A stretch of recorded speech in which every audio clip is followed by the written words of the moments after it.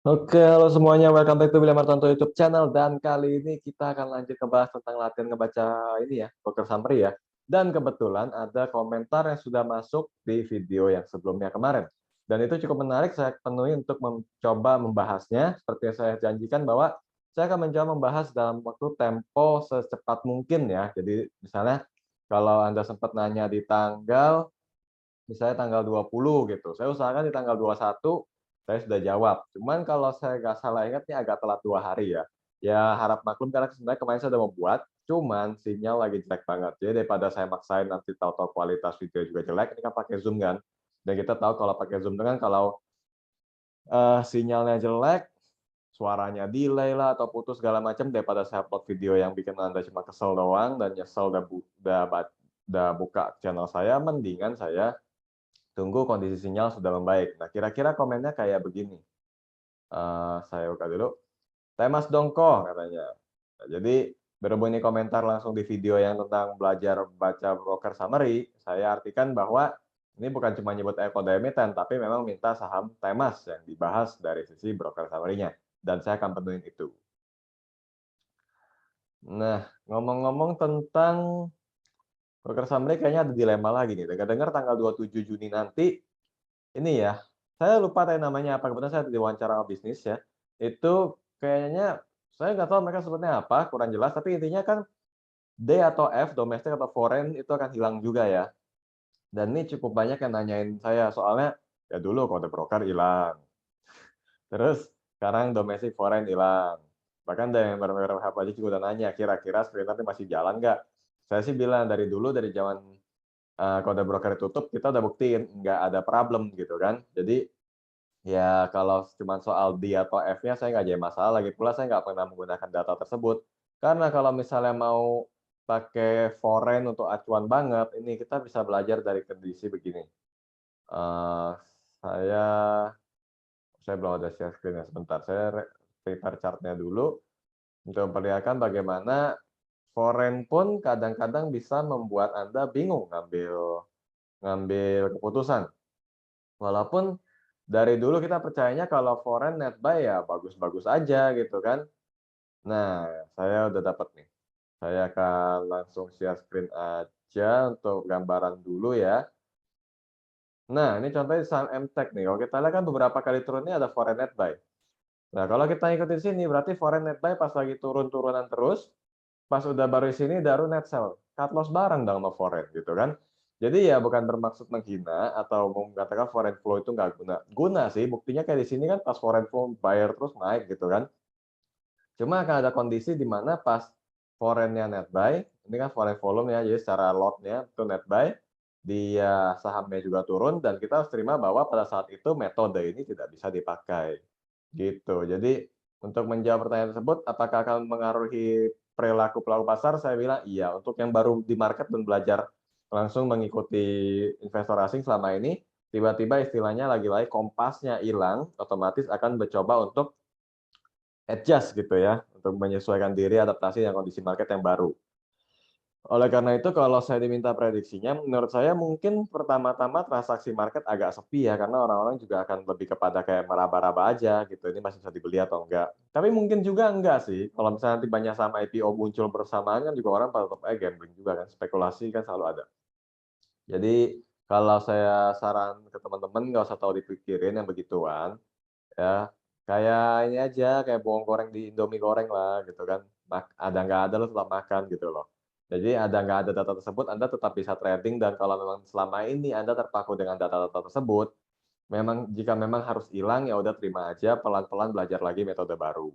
Dan tentu saja saya bersedia untuk membuat vlog-vlog baru yang bisa membantu Anda untuk mencari tahu nih kira-kira metode yang masih bisa dipakai untuk mendapatkan cuan dengan akurasi yang masih oke. Ya kita nggak ada yang tahu juga, siapa tahu video-video saya tentang broker summary ini pada waktunya akan jadi nggak kepakai juga, misalnya broker summary hilang semua, kan kita nggak tahu, gitu ya. Jadi kalau misalnya pada waktunya harus benar-benar data-data itu hilang, ya kita tinggal cari cara baru. Selama lu masih mau duit di market, pasti mikir terus lah cara barunya gimana, supaya bisa cari uang terus, gitu kan. Kecuali kalau Anda udah mikir, "Ah udahlah di market nggak dapat duit juga," atau udah nggak butuh, atau udah nggak apa, ya udah nggak usah belajar apa-apa, tutup account, nggak usah perhatiin. Tapi selama Anda masih butuh duit di market, saya yakin Anda masih akan belajar terus. Karena saya juga akan melakukan hal seperti itu. Oke. Nah, jadi kita langsung aja ke broker summary-nya. Seperti biasa saya pakai ini ya, aplikasinya Paling Sekuritas Pos Pro 3 karena saya suka broker summary-nya yang tampilannya sebelahan gitu. Nah, karena ini tanggal 22 ini berarti hari Rabu ya, 22 Juni 2022. Iya, 2022 hari Rabu, Wednesday. So, kita bisa langsung go aja dan kita lihat dulu. Kalau kita main top 5-nya, Temas ini sebenarnya masih akum, ya. Sekilas aja kita lihat nih, seperti biasa ya, kita hitung top 5-nya aja dengan ambil angka paling depannya dulu, 4 tambah 2, 6 tambah 1, 7. Jadi kurang lebih berarti 7.000 atau udah jadi 8.000 mungkin, dan ini kurang lebih 8.000 sekian. Jadi asumsi saya ini masih sekitar 8 ribuan lah, gitu ya. Ini 3 tambah 2, 5, kurang ini sekitar 6.000 atau mendekati 7.000. Jadi masih selisih tipis-tipis ya, masih ada akumulasinya. Tapi kalau kita lihat dari awal pekan aja deh, kalau sekarang Rabu berarti 20 ya, Seninnya ya. Per Seninnya sebenarnya cenderung udah distribusi, dan kalau kita tadi broker AK ini kan udah jualan mulu nih, coba aja dari tanggal 20-nya deh, biar lebih valid. 20 ya muncul, ya, lalu di tanggal 21 ada juga, ya, dan di tanggal 22. Jadi saya langsung ambil 3 hari di pekan ini aja, tuh kan udah kelihatan konsisten jual gitu ya. Coba kita balik ke 20, ada yang konsisten beli nggak? Siapa tahu tadi saya lagi terlalu sibuk liatin di seller ya kan. Tadi saya kira yang YU-nya bisa jadi lawan, ternyata enggak tuh, beli 6.000 jual 1.000-an, berarti yang tadi punya. Yang tanggal 22, ini kan data 20 sampai 22 ya, biar Anda nggak bingung. Jadi kelihatan nih memang udah mulai distribusi. Sekarang kita coba ke chart-nya aja biar lebih jelas. Temas. Oke. Ya kalau pakai MA20 juga udah patah, foreign-nya kita tutup aja, nggak kepake. Saya nggak berpikir ini saham yang bisa dilihat dengan foreign. Tapi kita bisa ambil kesimpulan saat ini memang udah beberapa kali juga dia patah. Ini saham dari berapa sih? Oh, 300 ke 3.000, 10 kali lipat, siapa yang nggak pengen tahu ya. Oke, teman, kalau saya ambil kesimpulan ya, setidaknya dalam 3 hari terakhir saham ini terdistribusi, gitu. Kita ambil periode pendeknya masuk akal nih, di sini dari volume profile juga nih yang sebelah pink ini kan kelihatan nih. Ini memang distribusinya di sekitar area 2530 kan. Kalau kita back ke broker summary-nya, salah klik, sorry. Kita back ke broker summary-nya, sell-nya itu sekitar 3241 gitu ya, sell level 3241. Sorry, sell average, sell value, oh 24, 2435, 2450 gitu-gitu. Kita coba langsung ke chart-nya untuk mengukur apakah benar terjadi situ. Ya sekitaran sini kan, sampai dengan 2.500 ada kan. Jadi ya dari 2450 aja udah jegal gitu loh. Dan ini volumenya paling ramai transaksi di sini. Jadi dalam 3 hari terakhir saya lihat saham Temas memang udah distribusi. Jadi saya nggak terlalu bingung kalau pelan-pelan mulai turun. Ya anggap aja memang udah take profit juga lah, udah 10 kali lipat kan, kita nggak tahu yang jual itu kan beli kapan. Cuman karena Anda lihat kode brokernya, bukan berarti Anda bisa tahu persis kapan dia mulai beli dan jualnya, gitu. Di balik kode broker AK dan BK itu bisa aja itu misalnya kalau saya gitu ya, saya belinya misalnya di harga 300, ceritanya hoki banget. Terus besoknya ada lagi yang beli dari broker yang sama, belinya di harga 1.000-an. Nah, yang jual kemarin siapa kan kita nggak tahu. Itu saya atau bukan kan kita nggak tahu, cuma karena kode brokernya gitu. Tapi setidaknya kita tahu bahwa sudah ada penjualan konsisten. Oleh karena itu memang sangat memungkinkan untuk mengatakan bahwa Temas sudah terdistribusi dan memungkinkan untuk melanjutkan pelemahan. Melemahnya sampai berapa saya juga nggak tahu, ini MA20 aja lewat soalnya gitu loh. Ini kan MA20 juga udah pernah lewat, kalau MA20 lewat sih secara teknikal nggak bagus, gitu. Jadi ya kombinasinya sih cocok sih, MA20 lewat memang distribusi. Saya bahkan belum ngecek sebelum MA20 itu tembus, cuma kepanjangan. Jadi saya lihat dari 3 hari terdekat aja, kenapa saham ini ketahan di 2.500 memang benar ada distribusinya. Jadi kalau tadi yang nanya saya lupa namanya siapa, dan untuk teman-teman yang punya saham Temas, kalau misalnya dengar distribusi dan Anda nggak suka mau lepas silakan. Kalau misalnya Anda anggap saya yang salah, mau tetap keep terserah. Ingat seperti yang saya bilang, ini cuma data tambahan. Saya bisa bilang saham itu terdistribusi dan harga tetap naik, namanya juga fase markup gitu kan. Jadi distribusi dan akumulasi itu ada dua kondisi tetap. Saham diakumulasi bisa tetap turun, saham didistribusi bisa tetap naik. Nah itu untuk Temas jadinya. Baru percobaan pertama dan menurut saya harus ngecewain orang lagi, karena seingat saya kemarin pas saya ambil contoh juga rata-rata distribusi sih ya. Jadi itu yang sedang terjadi, bisa kami tanyakan, kita coba cari random lagi aja, berhubung IHSG-nya kan lagi turun nih, ya kan, hari ini turun 0,84. Tadinya pas tembus 7.033, kalau boleh update sedikit, itu saya kira bullish flag sudah terkonfirmasi. Cuma akhirnya banyak alasan sih simpang siur, banyak yang bilang karena apa namanya, BI rate nggak jadi naik dan lain-lain. Ya intinya kalau turun ya udahlah turun aja lah, kita terima aja. Toh juga bisa juga dari sisi teknikal kita bilang karena baru kemarin naik, koreksi wajar ya kan, kita nggak tahu. Nah, saya mau coba lihat untuk indeks mover-nya dulu deh. BBCA kita cek lagi ya. Karena BBCA hari ini, wah ini mah kelihatan banget cuma beberapa yang beli banyak, bayar sampai dikit gitu. Tapi kalau ambil top 5 juga udah bagus sih, 200.000 ini aja udah ngalahin berapa banyak gitu kan, kalau kita asumsikan bahwa broker-broker teratas udah saling, maaf ya guys, saya lupa ganti, tanggal 22 harusnya. Nah, oke, kalau ini kita bisa bilang imbang sih, 55 sama 53, ini 36 juga sama. Ya mungkin di bagian bawah-bawahnya baru kelihatan lebih berat ya sellernya ya. Jadi, ya memang ada beberapa saham yang terdistribusi pada hari ini. Kalau lihat value-nya nggak terlalu besar sih, makanya saya agak pede untuk bilang, kalau IHSG-nya koreksi sehat, ini untuk indeks mover-nya. Kalau yang gorengannya kira-kira apa ya hari ini naiknya asik ya? Hari ini saya ada fast trade di GPSO, di mana setelah di fast trade itu mentok bawah. Nah, kita coba lihat ya, gimana ceritanya bisa mentok bawah. Kalau saya bilang nggak jauh kerjaan satu ini aja sih, nggak tahu siapa. Simpel aja, beli 285.000, jual 300.000. Ini pasti naik turunnya kerjaan dia doang. Tapi saya nggak tahu siapa orangnya gitu kan. Jadi kalau kondisi kayak gini, saya gini net sell ya turun nggak bingung lah. Ini juga nih, 58.000 beli, jual 51.000, sisa cuma segini. Ini nggak tahu dia, entah ini orang yang berbeda ada yang ketinggalan, atau dia simpen buat besok nyoba-nyoba, saya juga nggak tahu deh. Cuma kalau yang kayak gini-gini udah kejawab nih kenapa akhirnya saham GPSO berakhir dengan mentok bawah. Saya sendiri tadi lepas 136. Belinya kemarin 128. Ya lumayan lah buat cari nasi uduk gitu kan.